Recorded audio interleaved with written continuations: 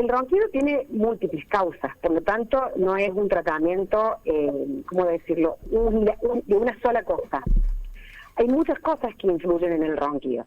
La ventilación nasal es una de ellas, la estructura de la boca, cómo tenemos la mandíbula, el tamaño de las amígdalas, el tamaño del dorso lingual, que esto es algo constitucional. El peso tiene muchísimo que ver en el ronquido. Lo que cenamos, a qué hora cenamos, o sea, nuestra alimentación. Otra cosa que es súper importante tener en cuenta es el tonismo muscular de las paredes de la faringe. Eso tiene que ver, entre otras cosas, con la edad. Entonces, es como que hay que hacer una evaluación bastante amplia cuando uno va a hablar de ronquido. Hay múltiples causas para el ronquido, pero yo quiero que me des la solución a la consecuencia. Es que, bueno, justamente hay que atender a varias causas. Por ejemplo, tenemos pacientes que consultan por ronquido y tienen una desviación del tabique nasal. Bueno, es una forma para mejorar o disminuir o resolver el ronquido es corrección del tabique nasal. Otros pacientes tienen, además de esto, o solamente un aumento del tamaño de las amígdalas. O viene campanita, que se llama la úvula, que es campanita, sí, es el nombre médico, digamos. Y bueno, entonces, ¿habrá que hacer una cirugía? Claro. ¿Siempre hay que ir a una cirugía? No necesariamente. Y si a eso le sumamos que nos acostamos y de repente nos ponemos boca arriba, de alguna manera, por una cuestión de la mandíbula se retrae un poco, cae en la parte de atrás de la lengua, uno respira por la boca, y ese aire que ingresa es la vibración, el ronquido es la vibración de esa estructura, no es más que la vibración de la estructura. El problema es cuando esa vibración colapsa, que son esas famosas apneas del sueño. Sí, entonces, que te quedas sin respirar.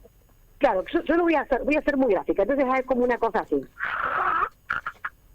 Y ahí como que quedan ahí un ratito hasta que la fuerza de la respiración se vence y sale el aire. Sí. Eso ya es un ronquido con una apnea. Entonces hay otro tipo de tratamiento. Claro, y puede haber problemas cardíacos también, puede referenciar problemas cardíacos, ¿no? El ronquido. A largo plazo sí, y si tenemos una enfermedad respiratoria del sueño. No es lo mismo roncar, es decir, ser una persona ruidosa, sí, que tener una enfermedad respiratoria del sueño. La enfermedad respiratoria del sueño es el ronquido con apneas o hipopneas del sueño, y eso se diagnostica con una polisomnografía o una poligrafía del sueño. Existen suplementos para dormir, no se suelen vender en Argentina, muchas veces los encuentran por alguna de estas cosas de compra en el exterior, y sí, sirven para cerrar la boca, entonces la persona cierra la mandíbula y puede para respirar todo el tiempo por la nariz. Eso, si no tenés una disminución de la ventilación nasal, porque si no, eso es imposible. Otra cosa, mira esto, vienen como unas remeras con unas pelotitas de tenis en la espalda, como si fuera un bolsillo con una pelotita de tenis. Pero podés coser un par de medias, un rollo de media a la espalda de una remera. Esto es real, parece que no, pero sí. Entonces uno cuando se cuesta boca arriba siente esa molestia y inmediatamente se pone de nuevo para el costado. No puedo creer.